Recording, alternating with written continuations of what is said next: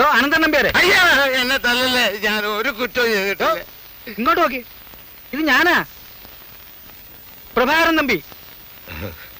ഞാനങ്ങ് ഭയന്ന് പോയില്ലോടോ. ഇങ്ങനെ ഭയന്ന് അതാ അകത്തായത്. ഡോ, കള്ളക്കടത്തും കൊലപാതകമൊക്കെ ചെയ്യുന്നവനെ ഇങ്ങനെ പേടിത്തൊണ്ടനാവരുത്. താനിക്കത് പറയാം. ഞാൻ അനുഭവിച്ചതിന്റെ 100-1 താൻ അനുഭവിച്ചിരുന്നെങ്കിൽ ഇതിനു മുമ്പേ ഹാർട്ട് അറ്റാക്ക് വന്ന് എത്തേനെ. 2 മലയാളി സേടികളാ മദ്രാസി കള്ളക്കടത്ത് രാജാവായിരുന്ന എന്റെ ജീവിതം കുട്ടിച്ചോറാക്കിയത്. അവന്മാരെ തട്ടാൻ ഞാൻ പഠിച്ച പണി 18 നോക്കി. പക്ഷെ ആ ഭയങ്കരന്മാരുടെ അടുത്ത് എന്റെ അടവൊന്നും ഫലിച്ചില്ല. ആ പിന്നെ എന്തൊക്കെയുണ്ട് പ്രഭാര വിശേഷങ്ങള്? തന്റെ മുഖത്തെന്താ ഒരു തെളിച്ചമില്ലാതെ? കള്ളക്കടത്തും കൊലപാതകമൊക്കെ എങ്ങനെയുണ്ട്? ആ, അങ്ങനെ നടന്നു പോകുന്നു. എന്നാലും ഞാൻ ജയിലില്ല എന്നറിഞ്ഞിട്ട് തനിക്കൊന്നും കാണാൻ തോന്നിയില്ലല്ലോ. അതിന് ആ സമയത്തെല്ലാം ഞാൻ ഇടുക്കിയിലായിരുന്നു.